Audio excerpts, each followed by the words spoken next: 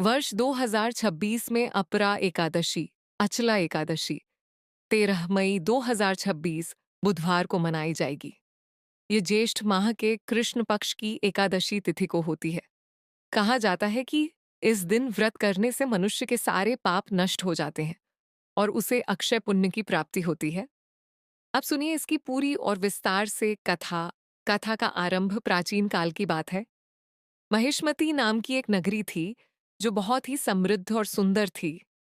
उस नगरी में एक धर्मपरायण राजा राज्य करता था जिसका नाम था महेंद्र सेन। वह राजा बहुत ही न्यायप्रिय, दयालु और प्रजा का हित चाहने वाला था। उसकी प्रजा भी उससे बहुत प्रेम करती थी और राज्य में हर तरफ सुख शांति का वातावरण था। राजा महेंद्र सेन प्रतिदिन भगवान विष्णु की पूजा करता था और धर्म के मार्ग पर चलता था। उसके राज्य में कभी भी अन्याय या अधर्म नहीं होता था। विपत्ति का आगमन एक दिन अचानक पड़ोसी राज्य के राजा ने महिष्मती पर आक्रमण कर दिया। वह राजा बहुत शक्तिशाली और क्रूर था।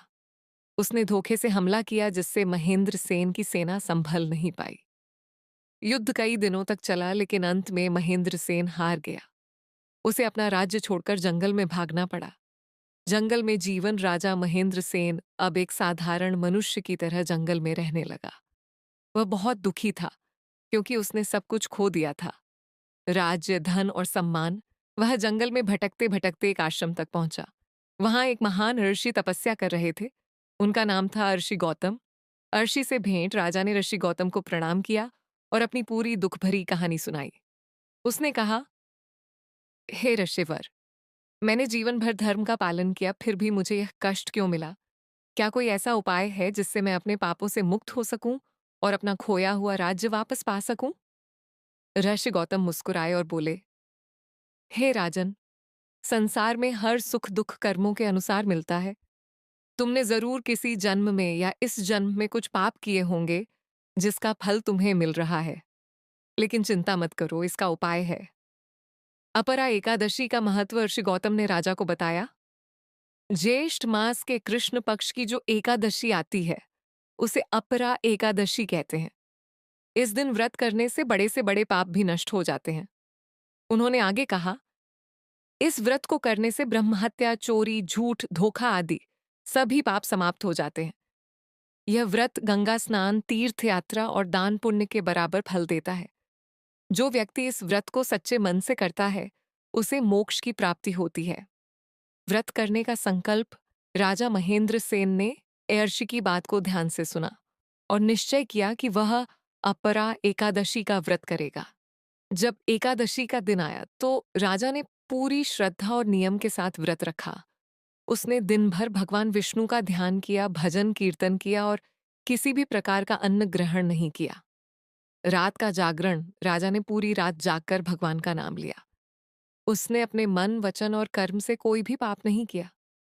उसकी भक्ति और श्रद्धा देखकर भगवान विष्णु बहुत प्रसन्न हुए। चमत्कार व्रत के प्रभाव से राजा के सारे पाप नष्ट हो गए। कुछ ही दिनों बाद उसे अपने राज्य की खबर मिली कि उसके शत्रु आपस में लड़कर कमजोर हो गए हैं। राजा ने अवसर देखकर फिर से अपनी सेना संगठित की और युद्ध किया। इस बार वह विजयी हुआ और अपना राज्य वापस प्राप्त कर लिया। पुनः राज्य प्राप्ति राजा महेंद्र सेन ने अपने राज्य को फिर से संभाला और पहले से भी अधिक धर्म और न्याय के साथ शासन किया। अब वह और भी अधिक भगवान विष्णु का भक्त बन गया था। उसने अपने जीवन का हर क्षण धर्म और सेवा में लगा दिया। मोक्ष की प्राप्ति कई वर्षों तक सुखपूर्वक राज्य करने के बाद जब राजा का जीवन समाप्त हुआ तो उसे भगवान विष्णु के धाम में स्थान मिला। कथा का सार अपरा एकादशी की यह कथा हमें यह सिखाती है कि जीवन में चाहे कितनी भी बड़ी समस्या क्यों ना आ जाए, धर्म और भक्ति का मार्ग नहीं छोड़ना चाहिए।